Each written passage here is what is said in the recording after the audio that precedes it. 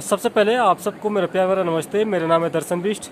एक बार फिर स्वागत है भारत के अंतिम गांव माणा गांव से। तो दोस्तों चलते हैं, आज माणा गांव की सैर कराते हैं, क्योंकि बद्रीनाथ के पट बंद हो चुके हैं और माणा के भी जो स्थानीय लोग हैं सब अपने गाँव की तरफ चले गए हैं। तो आजकल कुछ सुनसान शहर का तो दिखाते हैं, आजकल क्या क्या चल रहा है, कितना आजकल भीड़ भाड़ है माणा की तरफ, दिखाते हैं आगे।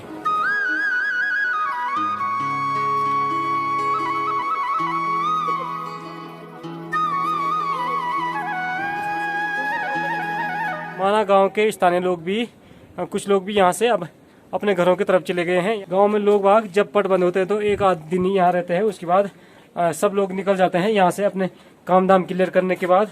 तो ये लोग उसके बाद यहाँ से, जैसे कोई गोपेश्वर की तरफ, चमोली की तरफ, माणा घिंगरान की तरफ रहते हैं, तो सब लोग यहाँ से अपने गाँव की तरफ निकल चुके हैं, यानी कि निचले चमोली की तरफ निकल चुके हैं। तो अब यहाँ सुनसान सा हो गया है।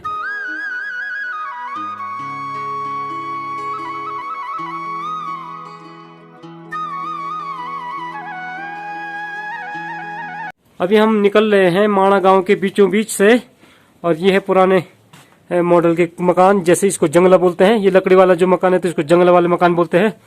और यहाँ से चलते हम, और कुछ लोग जो माणा से भीम पुल, गणेश गुफा, ब्यास गुफा की तरफ जा रहे हैं, तो वो लोग ऊपर के रास्ते जा रहे हैं।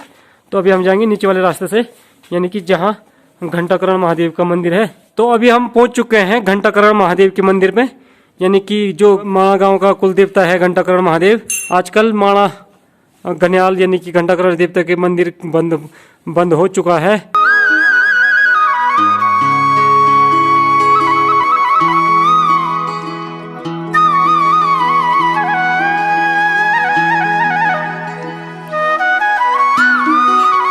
घंटाकरण मंदिर के दर्शन करने के बाद हम निकलते हैं आगे भीम पुल की तरफ। भीम पुल यहाँ से लगभग 900 मीटर दूर है। जब लोग बाग यहाँ से अपने निचले घरों की तरफ चले जाते हैं तो इस तरह से ताला के बाहर से कपड़े लपेट दिया जाता है, क्योंकि यहाँ इसलिए कपड़ा इसलिए लपेटा जाता है कि क्योंकि जब बर्फ पड़ती है तो इससे भी 7-8 फीट ऊपर बर्फ पड़ जाती है, जिस कारण ताले पे जंग न लगे, इसलिए ताले पे इस तरह से कपड़ा लपेट दिया जाता है।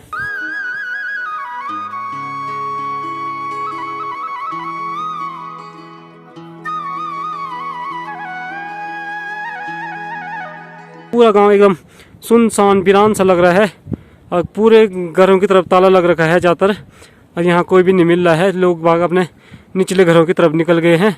माणा गांव की तरफ अधिकांश मकान पे इस तरह से चित्रकारिता कर रखी है, यानी चित्र बना रखे हैं, काफ़ी खूबसूरत चित्र बना रखे हैं। तो यहाँ अधिकांश मकानों पे इस तरह से बाहर की तरफ से इस तरह से काफ़ी खूबसूरत चित्र बना रखे हैं।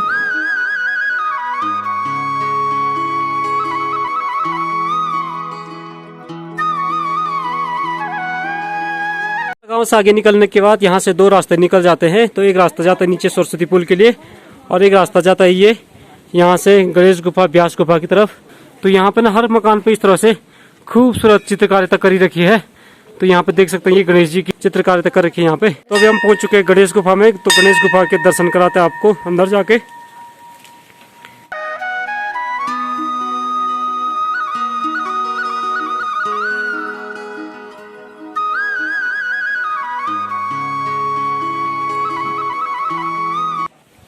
गणेश गुफा में हमने गणेश भगवान के अच्छे से दर्शन करने के बाद अब चलते हैं हम ब्यास गुफा की तरफ।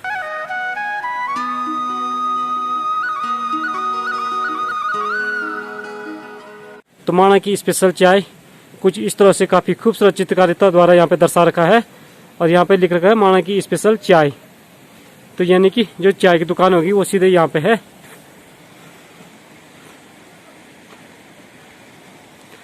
तो यहाँ आजकल दुकान, माणा गांव की जो लोकल स्थानीय दुकान है, तो यहाँ पे कम ही लोग मिलेंगे, 2-4 दुकान कम दिखाई दे रही है।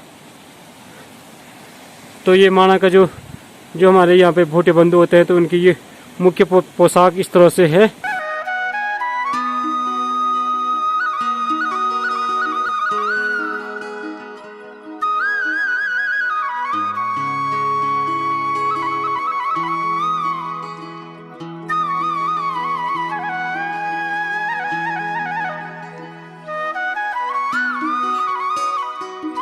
पहुंचने वाले हैं भारत की आखिरी चाय दुकान के ठीक नीचे पहुंच चुके हैं।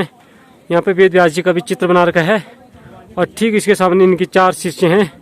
वैशंपायन है, सुमंत मुनि है, जमीन है और पैल, तो इनकी 4 शिष्यों की भी यहाँ पे और काफी खूबसूरत चित्रकारिता कर रखी है।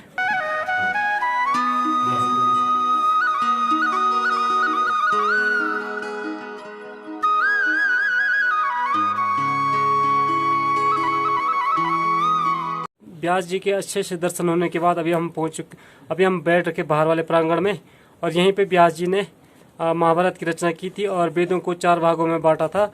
तो यहीं से महाभारत की रचना वेद व्यास जी ने की थी। और नीचे गणेश गुफा जहाँ पे गणेश गुफा है वहाँ पे गणेश जी ने महाभारत और वेदों को लिपिबद्ध होकर लिखा था। अब व्यास गुफा से आगे निकलने के बाद अभी हम बीच माणा गाँव की तरफ है, तो यहाँ से जाएंगे हम सरस्वती नदी की तरफ। तो यहाँ पे ताऊ जी भी आ रखे हैं। ताऊ जी किधर से आप लोग? हम लोग रायपुर से। अच्छा, रायपुर छत्तीसगढ़ से ना। दर्शन कर लिए? नहीं, अब आज यहाँ नीचे तो दर्शन हो गए, 3 बजे वाला और दर्शन करेंगे। अच्छा, उसके बाद फिर वापसी आज ही जाएंगे। कल या आज जो भी होगा। ठीक है। तो अभी हम माणा गाँव, बीच माणा गाँव में है। तो यहाँ पर आजकल पतझड़ का मौसम शुरू हो चुका है। तो इस सामने जो पेड़ है, ये अखरोट का पेड़ है, ये पूरी इसकी पत्तियां गिर चुकी है, सिर पर एकदम टहने है। और यहाँ से ना इन पहाड़ियों में पूरी बर्फबारी हो चुकी है। कुछ दिन पहले यहाँ पे तगड़ी वाली बर्फबारी हो रही थी। आजकल हल्का सा मौसम एकदम धूप वाला है, तो इसकी वजह से पूरा बर्फ पड़ा था वो पिघल सा चुका है। देख सकते हैं भगवान शिव की नृत्य करती हुई मुद्रा में, और भगवान शिव के साथ और शेषनाग, ये अलग अलग भगवान की अलग अलग कृतियों के अलग अलग रूपों के इस तरह से हर मकान के बाहर से चित्रकारिता हो रखी है। अब यहाँ से हम निकलेंगे नीचे सरस्वती पुल की तरफ, और ये है कामेट पर्वत। तो ये पूरा से एकदम कामेट पर्वत है, और यहाँ आजकल ना एकदम बर्फ, ठीक इसके सामने जो ये रास्ता जो सामने है, यहाँ से सतोपंथ स्वर्गारोहणी वसुधारा के लिए रास्ता निकलता है। और सामने की पहाड़ियों पे देख सकते हैं आप, बर्फबारी हो रखी है। काफी गजब का दृश्य लग रहा है। यहाँ से काफी एकदम मनमोहक दृश्य लग रहा है। तो कुछ दिन पहले यहाँ पे काफी बर्फबारी हो रखी थी, तो बर्फ आजकल थोड़ा मौसम एकदम धूप वाला हो रखा है, जिस कारण यहाँ से पूरी बर्फ यहाँ से पिघल चुकी है। तो आजकल हल्की सी बर्फबारी दिखाई दे रही है। तो अभी हम पहुंच चुके हैं माँ सरस्वती के उद्गम स्थल पे, और यहाँ पे देख सकते हैं माँ सरस्वती का उद्गम स्थल सामने से हो रहा है। और इन पहाड़ियों के बड़े पहाड़ियों के बीच से माँ सरस्वती का उद्गम हो रहा है।